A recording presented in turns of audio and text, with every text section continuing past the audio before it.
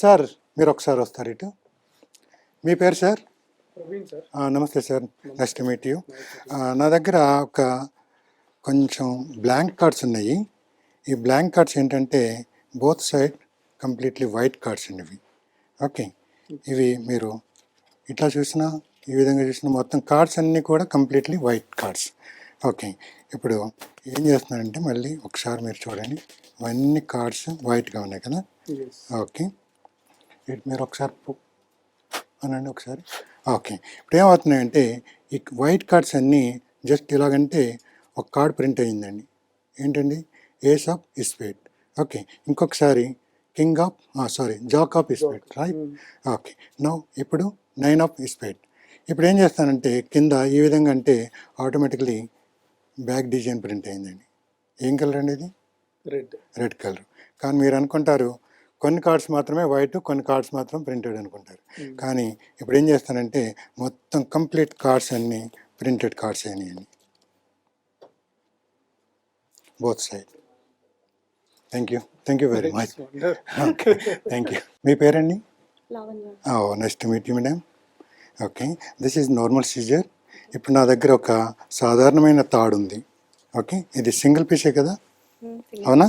Okay, ఇప్పుడు ఏం చేస్తానంటే నేను దీన్ని ఎక్కడ కటింగ్ లేదు, దీనికి సింగిల్ తాడు మాత్రమే. ఇది చూడండి, ఎక్కడ అతుకుందా? లేదు కదా. ఓకే ఓకే, ఇప్పుడు ఏం చేస్తున్నానంటే నేను ఈ తాడుని తీసుకుని జస్ట్ ఇట్లాగా 2 ఈక్వల్ పార్ట్స్ కింద తయారు చేశాను. ఇప్పుడు మీరు ఇక్కడ కట్ చేయండి, దీన్ని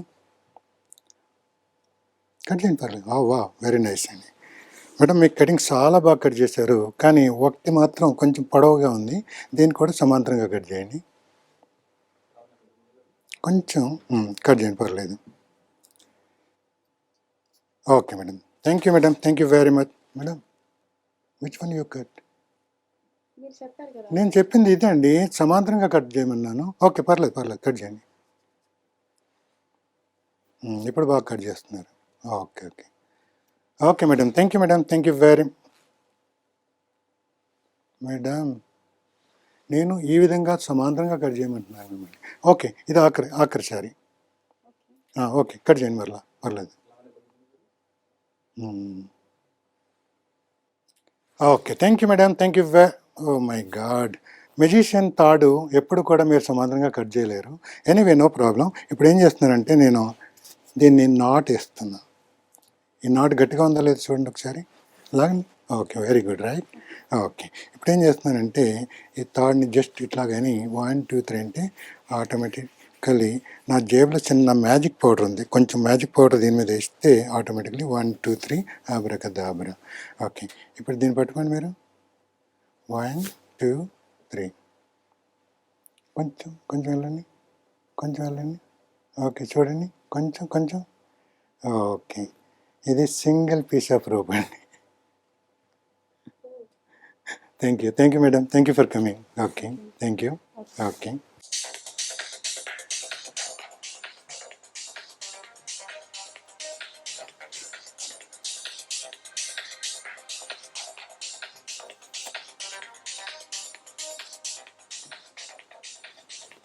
wow.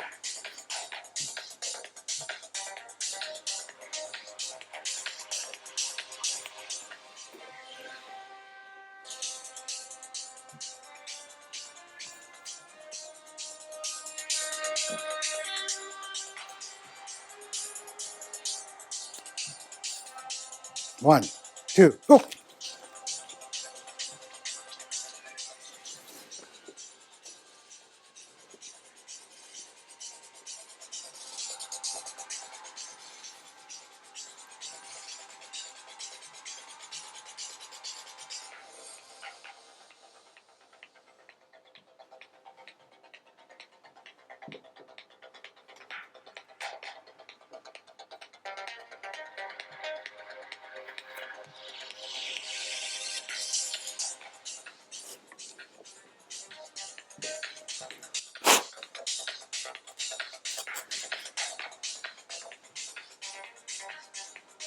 Thank you.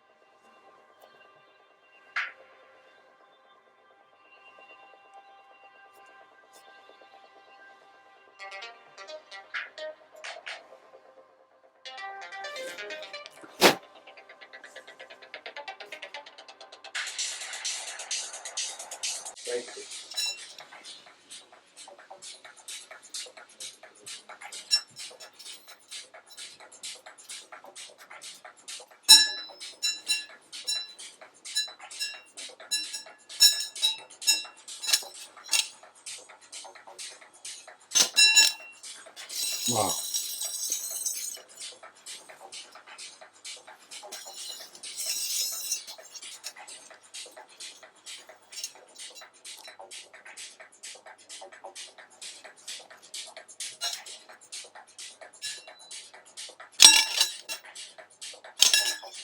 Wow.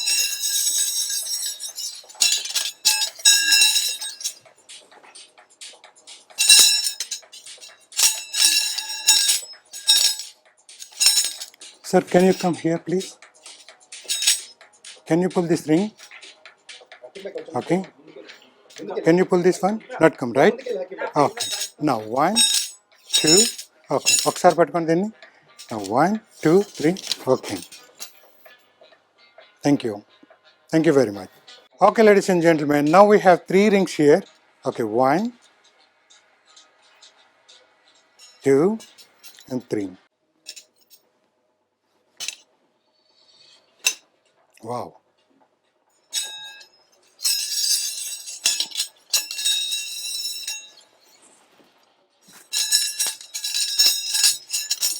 Sir, can you come here, please? Pull this ring. Not come, right? Okay, just hold like this. 1, 2, 3. Thank you, ladies and gentlemen. Thank you. Okay. ఇప్పటి వరకు అద్దరిపోయే మ్యాజిక్ షో చూశారు కదా. మరి ఈ magic show చేసింది కూడా మరి doctor గుగాంపు గారు. అది కూడా స్పెషల్గా మన ఐ డ్రీమ్లో ఇంటర్వ్యూ ఇవ్వడానికి అని చెప్పేసి కువైట్ నుంచి కూడా వచ్చారు మన ప్రేక్షకుల్ని అలరించడానికి. మెయిన్గా ఆయన అక్కడికి వెళ్ళిన తర్వాత అయినా కానీ ఇక్కడ ఉన్న వాళ్ళని, ఇక్కడ మరి ప్రపంచంలో ఉన్న తెలుగు వాళ్ళని అందరినీ కూడా ఎంటర్టైన్ చేస్తున్న గుగాంపు గారు ఇప్పుడు మనతో పాటున్నారు. మరి ఈ జర్నీ అనేది ఎలా మొదలైంది, ఇంకా బోల్డ్ అనే విషయాలు కూడా ఆయన తెలుసుకున్నాం. Hi sir. హాయ్ సార్, నమస్తే. నమస్తే సార్. సార్ అద్దరిపోయింది sir magic show. Thank you అండి, థ్యాంక్ యూ. అలాగే ఐ డ్రీమ్ ప్రేక్షకులందరికీ నా కళాభివందనములు. అంటే మా వాళ్ళు అడుగుతున్నారు సార్, అన్న అంటే మధ్యలో మ్యాజిక్ షో ఇచ్చిన తర్వాత మనం ఈ సెటప్కి కొంచెం చిన్న టైం ఉంటుంది కాబట్టి అన్న అసలు ఆ రింగ్స్ ఎట్లా చేశారో కనుక్కోనన్న, అసలు చెప్పన్నా అని చెప్పేసి అడుగని చెప్పేసి అంటున్నారు అన్నమాట. యాక్చువల్ మ్యాజిక్ అంటే ట్రిక్స్ అండి. వీటిలో ఎటువంటి మంత్రాలు మాయలు ఏమి ఉండవండి. ఇవి కేవలం మీ కంటికి కనపడని ఒక అద్భుతమైన ప్రదర్శనే దీన్ని మ్యాజిక్ అంటామండి మేము. ఓకే. అంతేకాని దీంట్లో ఎటువంటి మంత్రాలు మాయలు ఉండే ప్రసక్తే లేదండి. Okay sir. And me records అనేది కూడా ఒకసారి చూస్తూ ఉంటే Guinness book of records, Telugu book of records, Limca book of records, world records, world amazing records, అమ్మో ఇలా చెప్పుకుంటూ పోతే పెద్ద రికార్డ్సే ఉన్నాయి సార్. చాలా రికార్డ్స్ ఉన్నాయండి. ఇవే కాక ఇవి కేవలం కొన్ని మాత్రమే నేను ఆ కార్డులో పెట్టడం జరిగింది. ఏంటంటే కార్డులో కొంచెం స్పేస్ ఉంది కాబట్టి అందరికీ సరిపోయేటట్టు పెట్టారు. అంతేనండి. అట్లాగే ప్రపంచం మన మ్యాజిక్ చరిత్రలోనే ఒక అద్భుతమైన అవార్డు ఒకటి తీసుకున్నాను. దాంట్లోనే ఉందండి, అక్కడ చూడండి, Oscar of magic. Okay, wow, super sir. Thank you అండి, థ్యాంక్ యూ. ఇన్ని అవార్డ్స్ చేసుకుంటూ ఇప్పటి వరకు మీరు ఇందాక ఇంట్రడక్షన్లో కూడా చెప్పేటప్పుడు 16,000 ప్రదర్శనలు, సో 23 దేశాలు, వావ్. ఈ జర్నీ ఇంతకు ఎప్పుడు మొదలైంది? నేను 1987 సెప్టెంబర్ 5 టీచర్స్ డే రోజు బాంబేలోని ఒక చిన్న ప్రదర్శన చేయడం జరిగిందండి. అప్పటి నుంచి నేను వెను తిరగలేదండి. ఈ ప్రదర్శనకి ముఖ్యంగా నేను అప్పట్లో మా ఫాదర్ కూడా కొంచెం మ్యాజిక్ టచ్ ఉంది. ఓకే. ఆయన వల్ల కూడా నేను కొంత మ్యాజిక్లోకి ఎంటర్ అవడానికి అవకాశం కలిగింది. అట్లాగే ఈ ప్రదర్శన నేను ప్రారంభించేటప్పుడు ఒక చిన్న బుక్ చదవటం జరిగిందండి. అదే బివి పట్టాభిరామ్ గారు, మీకు ఐడియా ఉండొచ్చు. ఆయన రాసిన తెలుగులో అనువదించిన పుస్తకం 101 మ్యాజిక్ ట్రిక్స్ అండి. అది ఐవర్ యూషియల్ అని ఆయన బాంబే ఆయన రాయటం జరిగింది. దాన్ని తెలుగులో ఆయన అనువదించారు. ఆ బుక్ చదివి చిన్న ప్రదర్శన మా కాలేజీలో చేయడం జరిగిందండి. ఓకే. అది సెప్టెంబర్ 5 టీచర్స్ డే రోజు 1987 అండి. ఓకే, బాంబేలో. Nice sir. Sir magic show అనేది ఇప్పుడు మీ ప్రొఫెషన్గా ఎంచుకొని మరి ముందుకెళ్తున్నారు కదా. సో మీరు తెలుగువారే కదా? నేను 100% తెలుగు వాడిని అండి. ఏంటంటే ఒక డౌట్ వచ్చింది సార్. చెప్పండి. పేరైతే గుగాంపు అని ఉంది. ఉమ్. సెటిల్డ్ వచ్చి కువైట్లో ఉన్నారు. అరే ఏంటి ఎక్కడ ఏది పొంతన లేదు. యాక్చువల్‌గా తెలుగు అయితే ఇంత బాగా మాట్లాడుతున్నారు. కానీ ఫస్ట్ ప్రదర్శన ఏదైతే ఉందో అది బాంబేలో ఇచ్చారు. అది ఏంటి అసలు అర్థం కాకుండా ఉందన్నమాట. దీనికి ముఖ్య కారణం ఏంటంటే అండి, నేను ఆంధ్రాలో వెస్ట్ గోదావరిలో చదువుతున్నప్పుడు హ్మ్. మా స్కూల్లో 6వ తరగతి 7వ తరగతి చదువుతున్నప్పుడు స్కూల్లో ఒక మాస్టర్ నేను పూర్తి పేరు రాయటం అలవాటు. నా పూర్తి పేరు గుడాల గాంధీ పుష్కర్. ఓకే. అయితే ఈ బుక్స్ మీద మనం ఈ పూర్తి పేరు రాసేవాళ్ళం అండి. అప్పుడు మా మాస్టర్ ఒక ఆయన నన్ను గుగాంపు అని నిక్ నేమ్ తోటి పిలిచేవారండి. ఓకే. అదే మా ఫ్రెండ్స్ అందరూ కూడా నన్ను అదే పేరుతోటి పిలవటం, నన్ను వాళ్ళకి సరదాగా నన్ను ఆట పట్టించడం జరిగేది. హ్మ్. అప్పుడు ఎప్పుడైతే నేను బాంబే వెళ్ళానో, బాంబేలో నా ఫస్ట్ ప్రదర్శన ఇచ్చిన తర్వాత జీజీ పుష్కర్ అని పెట్టుకుంటే బాగుంటుందా, లేకపోతే గుగాంపు అని పెట్టుకుంటే బాగుంటుందా నా పేరు. అరే గుగాంపు అంటే ఇదేదో సైనీస్ నేమ్ లాగా ఉంది కదా, హ్మ్. ఇదే పేరుతోటి మనం ప్రదర్శనలు ఇవ్వటం ప్రారంభిస్తే బాగుంటుందేమో, ఒకరోజు హైలైట్ అవ్వచ్చేమో అన్న ఉద్దేశంతో నేను ఆ రోజే గుగాంపు అని నాకు మెజిషియన్ గుగాంపుగా ప్రదర్శనలు ఇవ్వటం ప్రారంభించానండి. హ్మ్. ఓకే. నా ప్రదర్శన మొదటిగా బాంబేలో స్కూల్ అయిన తర్వాత ఒక ముస్లిం ఫెస్టివల్లో, అంటే తీర్థం జరుగుతుంది కదా, ఉర్స్ అంటారు ఇక్కడ యాహ్! మనకి. ఉర్స్. అవును కదా, హ్మ్. అక్కడ నేను టికెట్ షో పెట్టడం జరిగింది. ఓకే. తర్వాత మళ్ళీ నేను ఆంధ్ర వచ్చిన తర్వాత ఆంధ్రాలో కూడా కొన్ని తీర్థాల్లో నేను ₹2 టికెట్ షో పెట్టడం జరిగిందండి. హుహుహు. అప్పుడు ఒక తీర్థానికి వెళ్తే ₹10,000 పట్టుకొచ్చేవాడిని. ఓకే. రియల్లీ. వావ్! అప్పుడు టికెట్ కూడా ఓన్లీ ₹2 హ్మ్.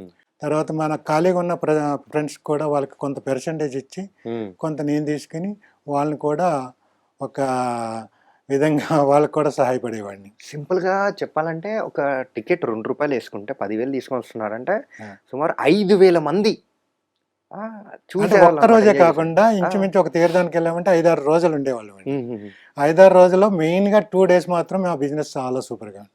ఓకే. అదే రోజు మేము కనీసం 10-15 షోలు వేసేవాళ్ళం అండి. వావ్! వితిన్ ఒక every half an hour every half an hour. అట్లాగా. ఓకే. ఉమ్. Nice sir. మీ జర్నీ అనేది అక్కడ మొదలయ్యి సో అలా గోయింగ్ ఆన్.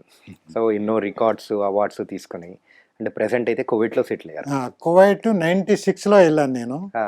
96 జనవరి 11కి వెళ్ళటం అయితే నేను యాక్చువల్లీ మ్యాజిక్ రంగంలోకి వెళ్ళలేదు, వేరే జాబ్లోకి వెళ్ళాను. హుహు. కానీ అనుకోని పరిస్థితుల్లో తర్వాత నేను మ్యాజిక్లోకి ఎంటర్ అయ్యాను. మళ్ళీ వెళ్ళేటప్పుడే కొన్ని మ్యాజిక్ ట్రిక్స్ పట్టుకెళ్ళడం జరిగింది.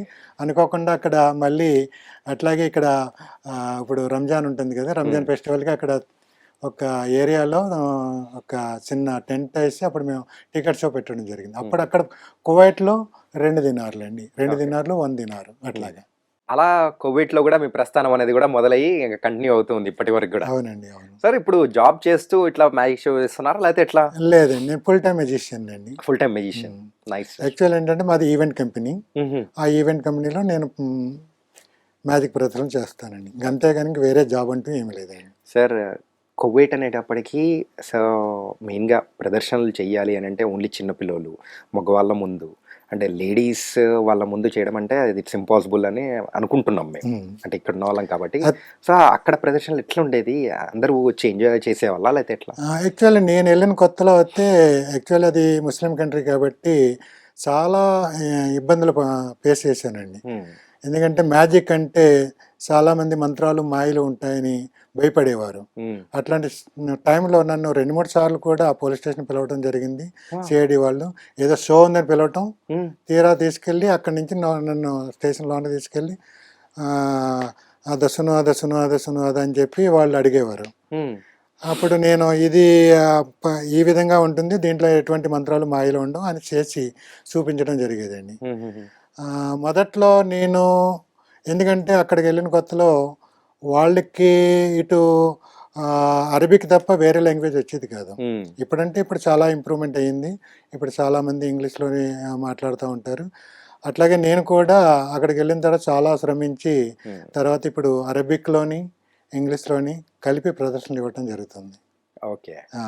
ఎక్కువ శాతం నా ఆడియన్స్ పిల్లలు మాత్రమే. పిల్లలకి బర్త్డే పార్టీస్కి హ్మ్. ఎక్కువ షోస్ చేస్తూ ఉంటాను. అప్పుడప్పుడు ఈవెంట్స్ చేస్తూ ఉంటాను పెద్దవాళ్ళవి. ఓకే. ఓకే. మీ కార్డ్‌లో ఒకసారి గమనిస్తే ఇంటర్నేషనల్ ఇల్యూషనిస్ట్ అని ఉంది సార్. ఏంటి సార్ అది డిఫరెన్స్? మెజిషియన్‌కి, యాక్చువల్ అంటే ఇల్యూషనిస్ట్‌కి డిఫరెన్స్? మెజిషియన్కి ఇల్యూజన్స్ కంటే యాక్చువల్లీ ఎంత చిన్న డిఫరెంటేనండి. మెజిషియన్స్ అంటే యాక్చువల్లీ చిన్న చిన్న ఐటమ్స్ ప్రదర్శన చేసేవాళ్ళని మెజిషియన్స్ అంటారు. అదే ఇల్యూజన్స్ అంటే దీంతో పాటు కొన్ని మన భ్రమ కల్పించడం అండి. నిజం చెప్పాలంటే ఇప్పుడు పెద్ద పెద్ద ఇల్యూజన్లు చేస్తాం మేము. యాహ్! ఒక అమ్మాయిని 3 ముక్కల కింద కట్ చేసి జాయిన్ చేయటం, ఓకే. లేకపోతే ఒక అమ్మాయిని పైకి లేపటం, ఇటువంటి అన్నీ కలిపి వీటిని ఇల్యూజన్స్ అంటారండి. ఓకే. అంటే ఇవి యాక్చువల్లీ నిజంగా మేము కట్ చేయం, హ్మ్. కానీ కట్ చేసినట్టే మీకు భ్రమ కల్పిస్తామటండి. ఓకే. ఓకే. అది.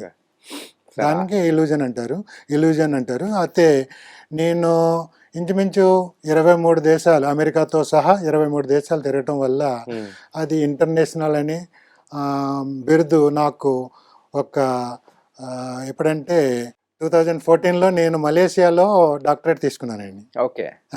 అప్పుడు నాకు ఆ డాక్టరేట్లో ఇది ఇంటర్నేషనల్ ఇల్యూజనిస్ట్ అని నాకు ఇవ్వటం జరిగింది. Okay. Um. And US universities నుంచి కూడా మీరు డాక్టరేట్ అనేది కూడా నేను తీసుకున్నారు కదా? చాలా 3 డాక్టరేట్లు తీసుకున్నానండి. 3 డాక్టరేట్లు. వావ్! 3 డాక్టరేట్లు తీసుకున్నాను. అట్లాగే అమెరికా నుంచి ఆస్కర్ ఆఫ్ మ్యాజిక్ అవార్డు తీసుకున్నాను. హ్మ్. అది యాక్చువల్ ఏంటంటే అది మా ప్రెస్టేజ్ అండి. యాక్చువల్లీ అది రేర్గా ఉంటుంది. ఇండియాలో చాలా రేర్ మంది తీసుకుంటం జరిగిందండి ఈ అవార్డు. ఓకే. మెయిన్‌గా అయితే పట్టాభిరామ్ గారు రాసిన 101 మ్యాజిక్ ట్రిక్స్ అనేది ఆ బుక్ చదివి సో మీరు నేను ఈరోజు మెజిషియన్గా మెజిషియన్‌గా అవ్వడము sir it was incredible journey sir. Thank you sir. ఇప్పటివరకు 16,000 ప్రదర్శనలు గాని అంటే 23 కంట్రీస్ తిరిగారు కదా! సో అంటే మిమ్మల్ని ఎలా అప్రోచ్ అయ్యేవాళ్ళు? ఏంటి అది? యాక్చువల్లీ కొన్ని కంట్రీస్ అయితే నేను సరదాగా వెళ్ళటం జరిగింది. కొన్ని కంట్రీస్ మాత్రం నన్ను యాజ్ ఏ గెస్ట్ కింద పిలవటం జరిగింది. హ్మ్. ఇట్లాగే లాస్ట్ టైము మలేషియా వెళ్ళాను, తర్వాత థాయిలాండ్ వెళ్ళాను, అక్కడ గెస్ట్ పెర్ఫార్మర్ కింద.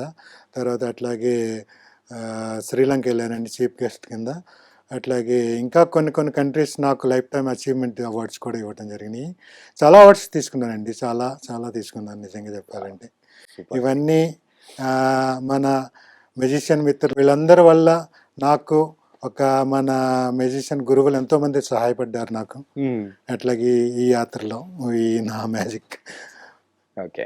ఓకే. సార్ ఇప్పుడు ప్రెజెంట్ ఎలా ఉంది సార్ మెజిషియన్ ఫీల్డ్ గాని, సో జర్నీ గాని? మెజిషియన్ ఫీల్డ్ అంటే నిజం చెప్పాలంటే చాలానే బాగుందండి. హ్మ్.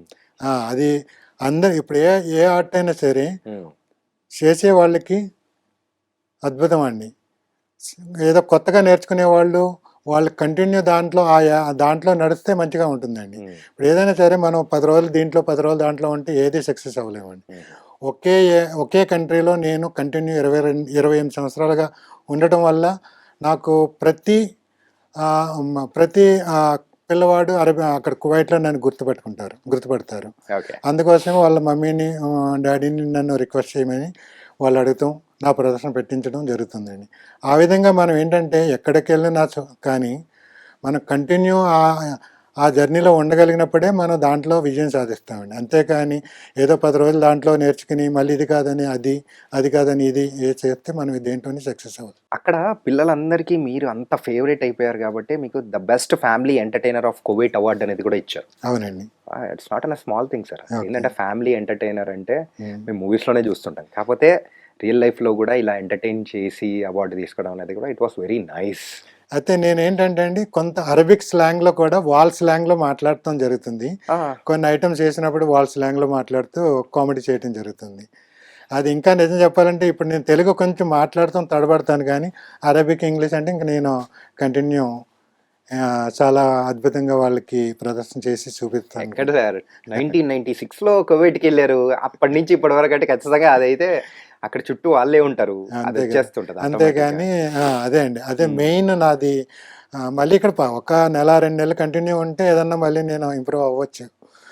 దాని మీద ఎప్పుడన్నా వచ్చినా కానీ ఇండియా 10-15 రోజులు ఉండటం జరుగుతుందండి. మళ్ళీ అక్కడికి వెళ్ళిపోవడం జరుగుతుంది. ఆ విధంగా ఉండడం వల్ల నా తెలుగు కొంచెం, ఎందుకంటే నేను అంతకుముందు ప్యూర్ తెలుగు మాట్లాడే గోదావరి జిల్లా వాసినండి నేను.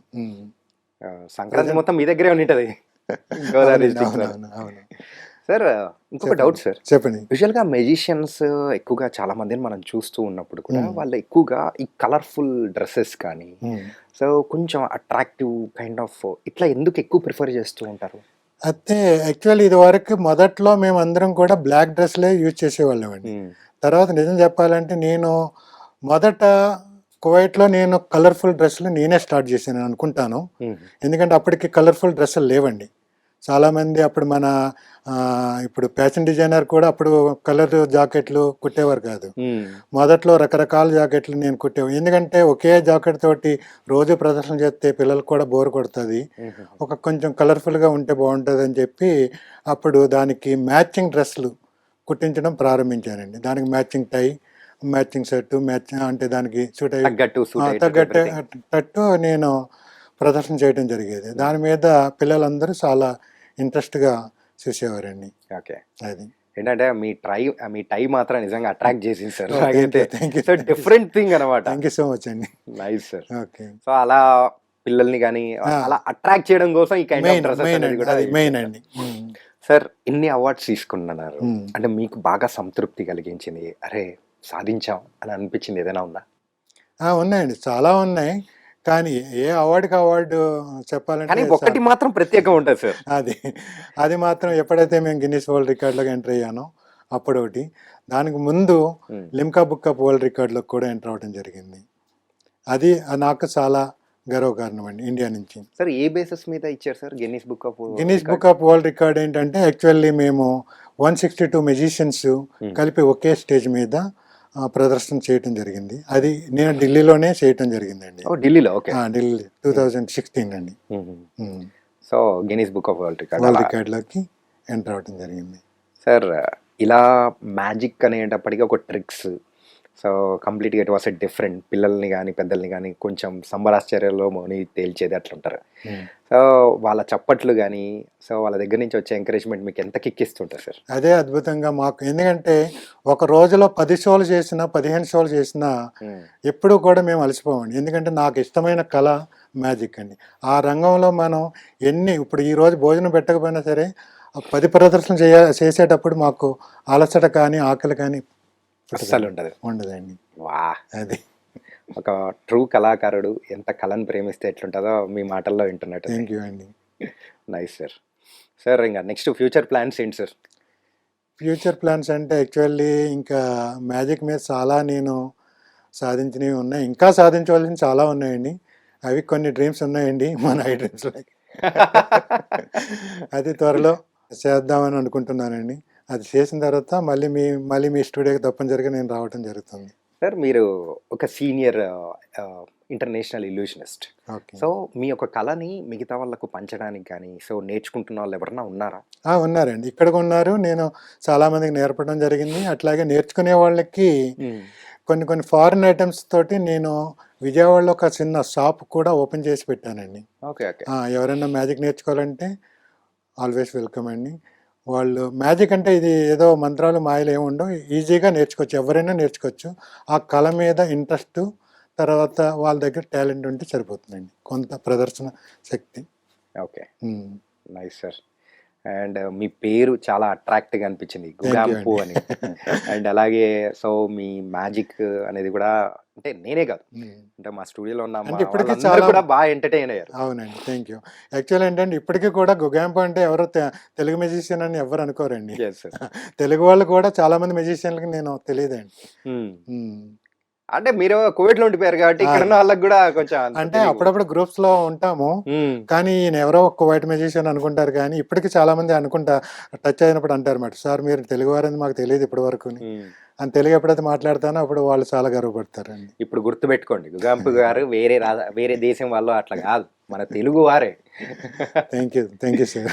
నైస్ సార్, నిజంగా చాలా హ్యాపీగా అనిపిస్తుంది మీరు మా కోసమని కువైట్ నుంచి రావడం కానీ, సో ఇక్కడ స్పెషల్గా మమ్మల్ని అందరినీ ఎంతగానో ఎంటర్టైన్ చేశారు. ప్రేక్షకులు కూడా బాగా ఎంజాయ్ చేస్తూ ఉన్నారు విషయాన్ని. కానీ థ్యాంక్ యూ సో మచ్ మీరు మాకు ఇంటర్వ్యూ ఇచ్చినందుకు. థ్యాంక్ యూ సో మచ్ అండి. థ్యాంక్ యూ, మీకు కూడా థ్యాంక్ యూ సో మచ్ అండి. థ్యాంక్ యూ సో మచ్ అందరికీ, ఆడియన్స్కి అందరికీ థ్యాంక్ యూ సార్.